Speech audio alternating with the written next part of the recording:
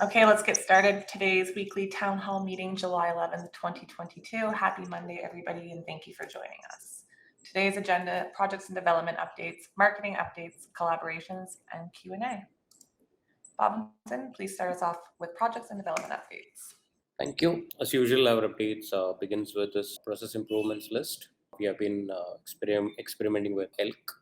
I just had a discussion with Riley, and it seems elk may be a little too bulky for what we needed, and we are also trying to explore Grafana plus Prometheus solution for log aggregation. So, general progress is that there is an progress on elk or in general with log aggregation. And I guess in addition to the what is being listed, we are also working on various documentation and tutorial updates. We have published one of our tutorials, which will help end users to buy PPY with other currencies like Hive and SPD. So that tutorial has now been published. And on the Dex UI, we have not made any much progress on the QA side, but we have been closing various outstanding issues and tickets. So all the versions remains as it is. We were supposed to have some progress to be made in this Whale Vault integration, but we are yet to make any progress for the Dex UI. So this is our previous week's current milestones of progress. As I said, there isn't much here because the QA hasn't happened on the Whale Vault integration. On the historical charts, I have changed this chart in such a way that the last 3 quarters is roughly 3+ quarters is reflected here. So we have completed around 30 features. Overall, we have also fixed 379 bugs in a duration of 1 year, close to 1 year, but effort was roughly 3 quarters. So currently, we have large number of items in testing and in review, which we need to make progress in the upcoming weeks. That's on the next UI. On the next, we have this new release, the release 009 is in QA. There are a few more items to be completed from this list, and we'll be able to make a new release sometime this week. Here is our progress chart. There is 75% is completion to this milestone. As I indicated, there are a large number of items in review and in testing, and in the upcoming weeks, we'll see a lot more momentum for next. Blockchain updates. So there's nothing much happening after the mainnet release on the current code base or the current mainnet release code base. Multiple witnesses have updated, and the hard fork is expected to happen on 16th. Apart from mainnet, we have made steady progress on Ethereum Suns and also cleanup of various tickets, especially related to a few crashes, etc. So that's in progress. Here is the charts for our current milestone. So this milestone is now extended to 1 month as opposed to 2 weeks, as I had indicated in the previous weeks. Those are our current charts. Trade hands, the NFT component project. So we have made some progress to various design interaction tickets, and around 6 tickets for the development is also completed. CSCD deployment is available here. If anybody, the URL is given. If anybody is interested, please feel free to take a look. Here is our charts which looks pretty interesting, and the status is it's 100% complete. The milestone is 100% complete. On Express NFT, this project is on hold for the last few weeks. Now we have resumed working on this. So we are revising the documentation. We are also attempting to connect to the Mint testnet. This is in progress, and the Mint. So we have a new testnet. We have replaced Irona testnet with Mint, and our CACAD environment will be connecting to Mint for all the DApps, which includes Dex UI and everything else. We are still working on the demo for Express NFT. On the NFT lottery, which is our sweeps 50/50 implementation. So we're trying to set up the demo for this. So as the current implementation that we have, we are lacking some of the installation steps. So we are having to reverse engineer the steps. And so we've been working on this for last around 10 days, 7 to 10 days, and we're hoping to have this completed this week.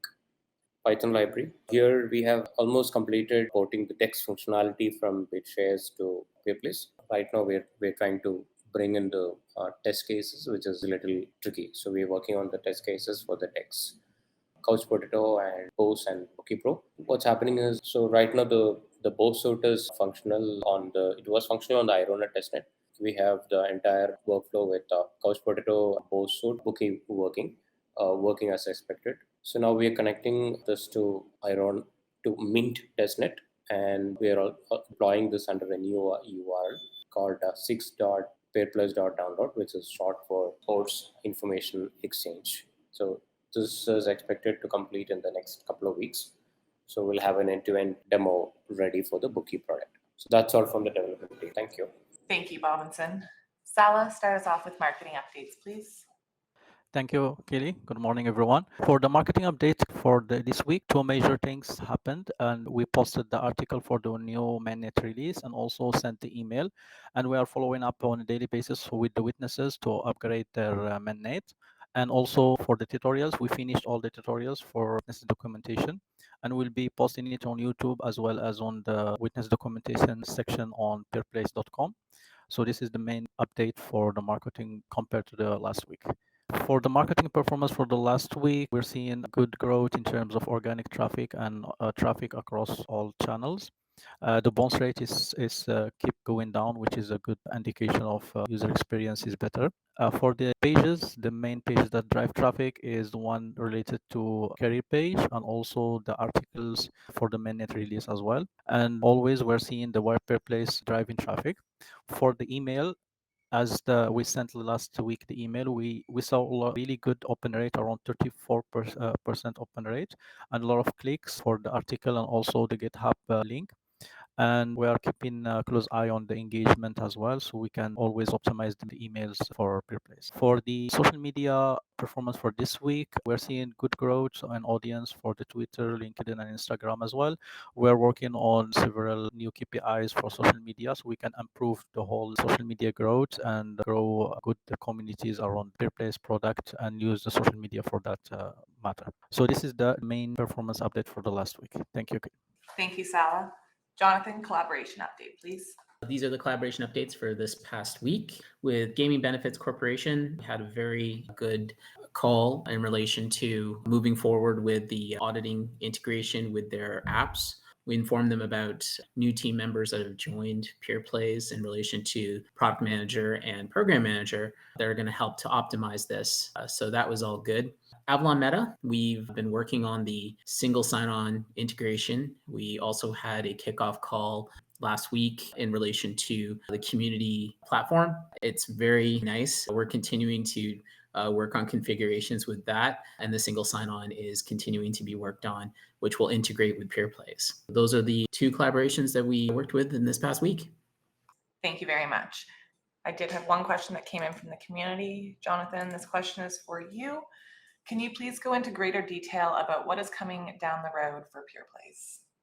Sure. So when it comes to going into greater detail on what's coming down the road for Peerplays, we could spend many hours giving greater detail on that. Probably the primary things I can share with you though is that if you piece together everything we've talked about over the course of these town halls, the releases we've done with the content and everything, you can see that we're moving towards a technical stack that uses Substrate. And so with that means that it's going to open up new possibilities for how Peerplays can be applied and how it can be utilized as a tool. That also connects us to the Polkadot/Kusama sort of ecosystem. And of course, with our Sun's technology, bringing that into that space, it's going to allow us to be able to have a really rich multi-token type of an environment, which is something we've always envisioned with Peerplays. In terms of the details of what's coming down the road, I think that might be in relation to some of the references regarding airdrops and Peerplays autonomous organizations. This is part of what needs to happen with relation to building communities around the various aspects of Peerplays. So Peerplays, in its current state with the graphene chain, has so many features that it's very difficult for the community as a whole to have focus in any one of them in an effective way without causing harm to the others. And so this whole strategy going forward is to help us to be able to create more segregated, if not micro communities that are going to be able to be more focused in each aspect. And so with that, we need to start growing out communities based on specific interests. And that's why you can see in the updates that we're talking about these new types of tokens and how they would be associated with Peerplays autonomous organizations. Each of those Peerplays autonomous organizations will have donations given to it in various forms. As I mentioned last week, there'll be Bitcoin. There will also be donations of PPY, and that will help with each of these organizations to be able to then make their own self-determinations on how these features grow. So take, for example, what we have with our token system, right? We have very rich tokens and NFTs, and there's various features that associate with that could be better, that could be fit into different kinds of use cases as it relates to different verticals. So it could be gaming, it could be in the finance sector, it could be medical.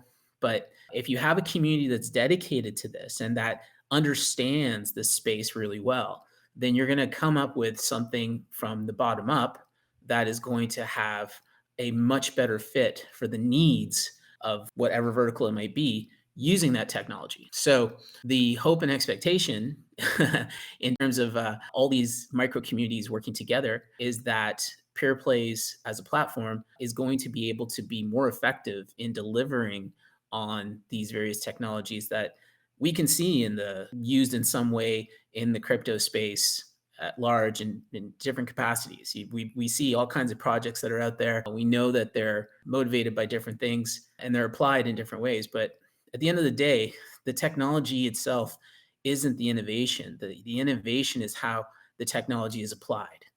Micro communities, by being focused in them, the expectation is that they're going to be better at applying these technologies in a way that, as we talk about in Peerplays, is more humanizing. And by that, meaning that it aligns better with the needs of people. So if you look at how crypto has been used largely, it's sort of been a plaything for finance. When you look at DeFi, there's all kinds of various ways that we've seen, novel ways to look at finance, novel experiments in how games use tokens.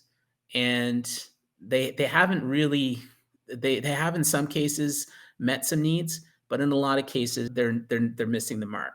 And it's usually because there's one piece or another that's missing, whether it's how people are onboarded into crypto or whether it's because there's the cognitive load of having to deal with how you manage your keys and what does this all mean, and everything that largely you get a response from most people that says, I just can't understand this. That stops people from being able to continue to work with crypto and be able to gain the benefits that it has. So yeah, I've already spoken quite a bit in this update, but I'm hoping that by kind of giving some of the details attached to some of the higher level reasoning behind those details, it answers your question. But it's like I said, there's a lot more that could be said about this. The team in Rocket Chat right now, which will be moving to Scenes once it's ready, is talking about this all the time, and be happy to be able to answer more questions on these points. There is still some points that are being clarified as well. So we just brought on a brand new product manager,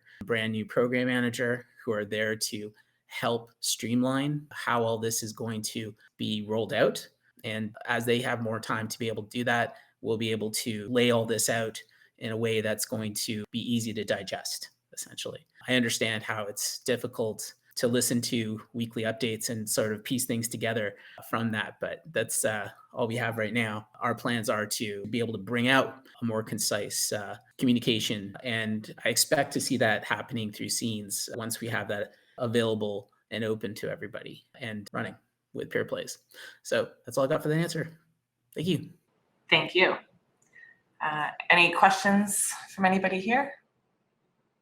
Okay, that ends today's weekly town hall meeting on July 11th, 2022. I hope you all have a great Monday, and we'll see you next week. Thanks, everybody.